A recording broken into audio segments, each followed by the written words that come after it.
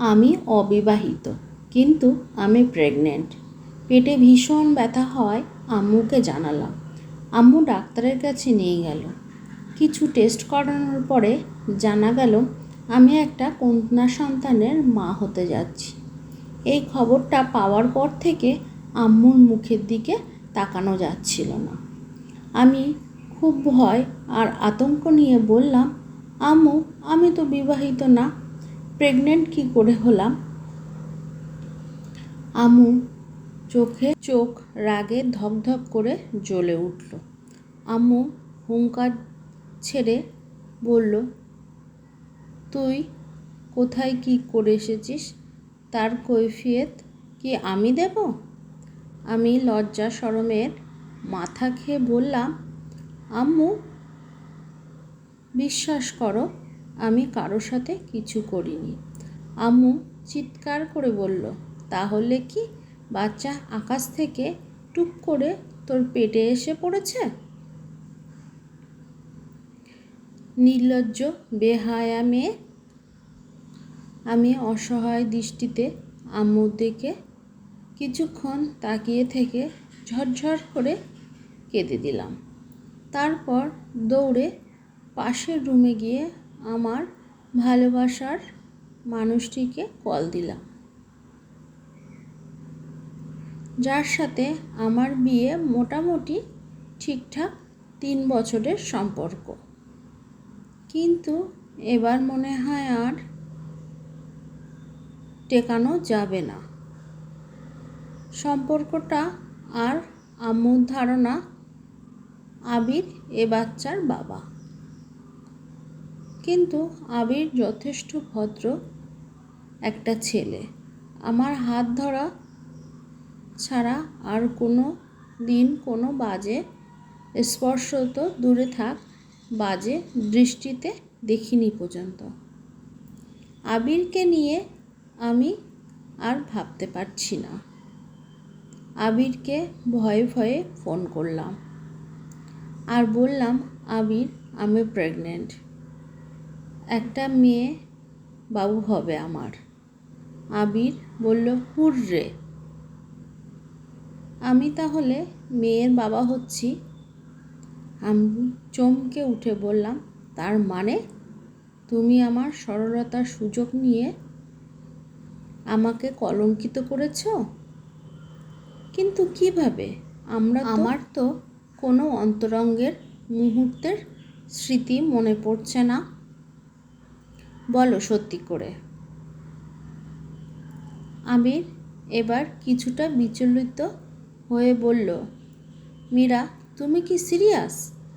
আমি কনফিডেন্টলি বললাম, অবশ্যই সিরিয়াস। আজকের রিপোর্ট পেলাম। আবির এবার কেমন চুপসে গেল। গলা শান্ত করে বলল, মীরা, তুমি জানো আমি কেমন মানুষ। তোমার থেকে কত হাজার কিলোমিটার দূরে জাপানে আছি। 3 বছরের সম্পর্কে আমাদের হাতে গোনা কয়েকবার দেখা হয়েছে। এটা কি করে সম্ভব যে তোমার গর্ভের সন্তানের বাবা আমি? মীরা, তুমি সত্যি করে বলো কি হয়েছে? এই কথাগুলো শোনার পরে আমি খুব হতাশ হয়ে গেলাম। অ্যাটলিস্ট আবিরের বাচ্চার মা হলেও এতটা কষ্ট হয়তো লাগতো না। কিন্তু এখন আমি কি করব?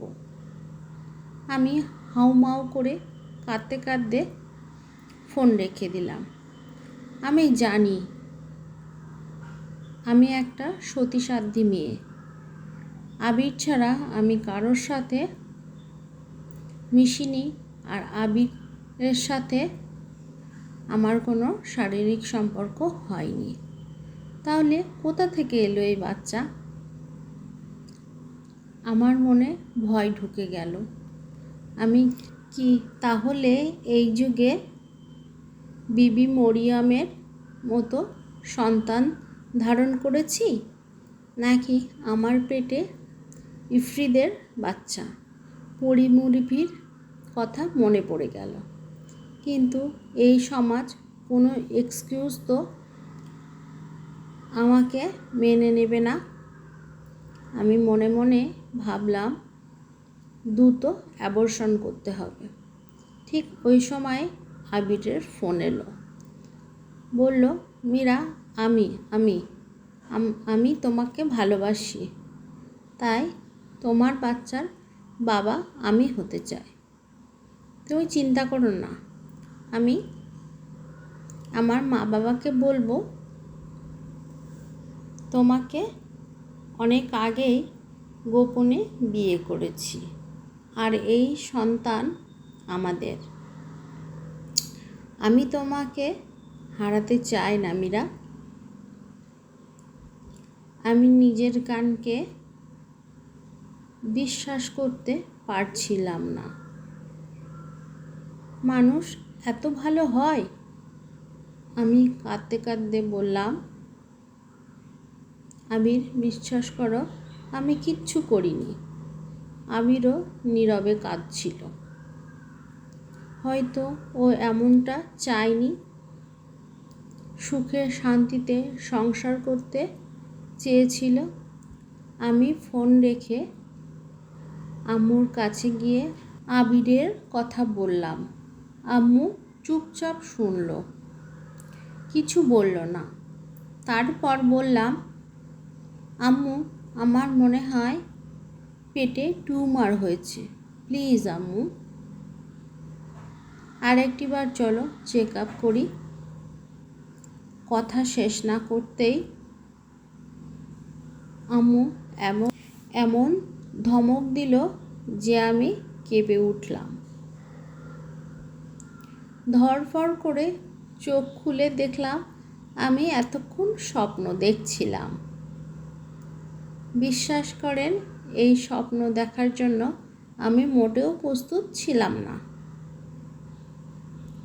রাসেল ভাই রাতে বেশি করে পানি খাওয়ায় অনেক হিসু পেয়ে তলপেট ব্যথা হয়ে আছে। এই ব্যথার চোটে এই স্বপ্ন দেখেছি।